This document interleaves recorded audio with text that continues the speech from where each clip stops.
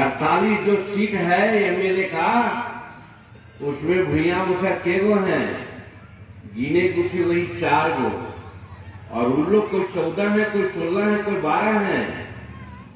तो क्या इसके लिए सोच नहीं करना चाहिए? इसीलिए नीलेश जी, ये लड़ाई हमारी है, ये लड़ाई हमारी है कि हमको आप राजनीति में भागीदारी दीजिए, हमारा भी एमएलए का कोटा बढ़ाइए। ये मैं कहता हूं तो पत्रकार लोग कहता है कि आप तो एनडीए से रुसे हुए हैं। अरे भाई, घर का परिवार है, घर का वो हमारा मालिक है। हमको 1 कोना रोटी मिल रही है, हमको आधा कोना रोटी की जरूरत है, तो हम मांगेंगे नहीं है। हम थोड़े से विरोध कर रहे हैं, हम साथ देंगे, साथ में एनडीए के। नरेंद्र मोदी जी के नेतृत्व ऐसा है कि न साथ देने का कोई सवाल ही नहीं उठता है। हम साथ देंगे, हर तरह से साथ देंगे। हम उदाहरण देते हैं, इस पर भी अखबार वाले लोग बोल देते हैं। अभी झारखंड में हमको नहीं मिला, ठीक है, हम नहीं मांगे थे, नहीं मिला। दिल्ली में भी नहीं मिला, कहते हैं कि हम नहीं मांगे थे, नहीं मिला। लेकिन ये कोई न्याय है क्या? हमारा कोई अस्तित्व नहीं है। अगर नहीं है तब तो हमको नहीं दिया गया। इसीलिए आज ही जमालपुर का मीटिंग का एक अहम है। देखें एनडीए के लोग, कल हम धनगाई में थे, इंटीरियर इलाका में इसी तरह की इतनी भीड़ थी। परसों जहानाबाद में थे, इसकी दुगना भीड़ थी। जब भीड़ हमारे साथ आ रही है, जनमानस हमारा है, वोटर लोग हमको देने को तैयार हैं, तो फिर सीट हमको क्यों नहीं मिले? हमको ये करना है, एक प्रश्न करना है लोगों से। तो हम नहीं मांगेंगे।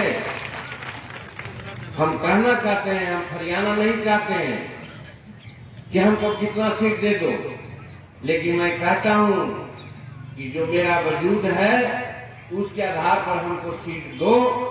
तो सीट हमको कोई फायदा नहीं है, हम आपके फायदा के लिए मांग रहे हैं, आपके फायदा के लिए।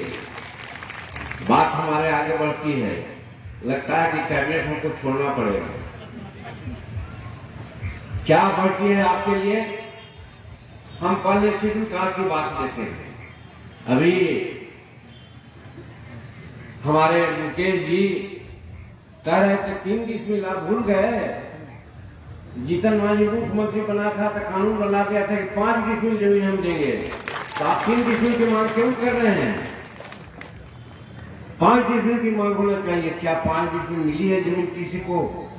हम नहीं समझते किसी को नहीं मिली है, तो क्या इसका मांग नहीं करेंगे? एक बात।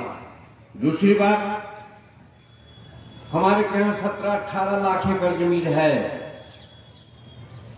चाहे वो भूमि सुधार का हो, चाहे हरबंदी का हो, चाहे बिहार सरकार का हो। और हमारे यहाँ भूमिहीनों की संख्या कितनी है? 12 लाख के आसपास।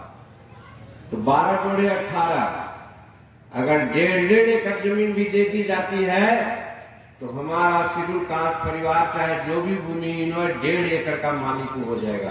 क्या ये मांग नहीं करना चाहिए? ये हमारी भूख है, हम मांग करते हैं।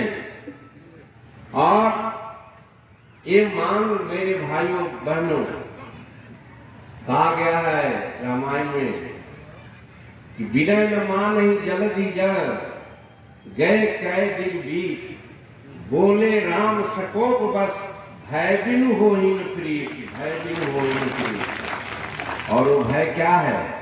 हम तलवार उठाएंगे, हम बंदूक उठाएंगे? भय यही है। हमारे वर्कर कह रहा है कि 40 सीट दो। हम कहते हैं कि अगर 20 सीट लेकर के विधानसभा में आएंगे तो दूसरे दिन ये सब काम हम करवा देंगे बिहार विधानसभा में। इसके लिए हम आपके पास आए हुए हैं, इसके लिए हम गरीबों की बात करते हैं कि हमको आप वोट दो और हम आपके लिए काम करेंगे। तो ये तो सिर्फ गरीब की बात नहीं करते हैं, हम सब समाज की बात करते हैं। आज महिलाएं तो हैं यहाँ पर, 50% महिलाओं की जनसंख्या है। लोग कहते हैं महिला सशक्तिकरण की बात करते हैं। ये बात सही है कि नीतीश कुमार जी ने महिलाओं के लिए एक ऐसा काम किया, बेटियों को साइकिल दे दिया पढ़ने के लिए। आज सड़कों पर देखते हैं कि बेटियां साइकिल चला करके जाती है। अपने माँ बाप जो बुजुर्ग हो जाते हैं, अगर बीमार पड़ते हैं तो कैरियर पर बैठा करके बेटी ले जाती है हॉस्पिटल। ये बड़ा उम्दा काम किए हैं, इसमें कहाँ कोई गुमत है। लेकिन नीतीश बाबू, हम ये कहना चाहते हैं कि जो महिलाओं के बारे में जो हम निर्णय लिया था कि चाहे जिस जात की बेटी हो, हिंदू हो, मुसलमान हो, सिख हो, ईसाई हो, ब्राह्मण हो, राजपूत हो या शेड्यूल कास्ट हो, गरीब की बात मैं कहा था कि जिस जात या जिस आर्थिक व्यवस्था की बच्ची क्यों न हो, बच्चा क्लास से एमए क्लास तक की पढ़ाई को हम फ्री कर दिया था। आज कल हम गया कॉलेज में थे। गया कॉलेज में स्किल डेवलपमेंट की एक मीटिंग चल रही थी।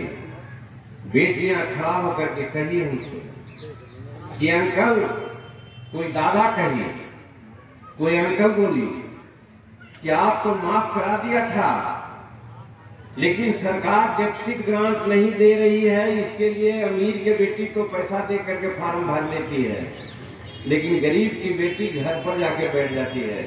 क्या यही उपाय है, यही जस्टिस है? तो कैसा सशक्तिकरण है? हम नीतीश कुमार जी से मांगना चाहते हैं कि अभी आप सुधरिए, अभी कम से कम डेफिसिट ग्रांट दीजिए कि हमारी बेटियां जिनकी पढ़ाई छूट गई है उनकी पढ़ाई कंटिन्यू करें। ये कोई बगावत नहीं है, अधिकार की मांग है, और इसीलिए हम आपसे कहते हैं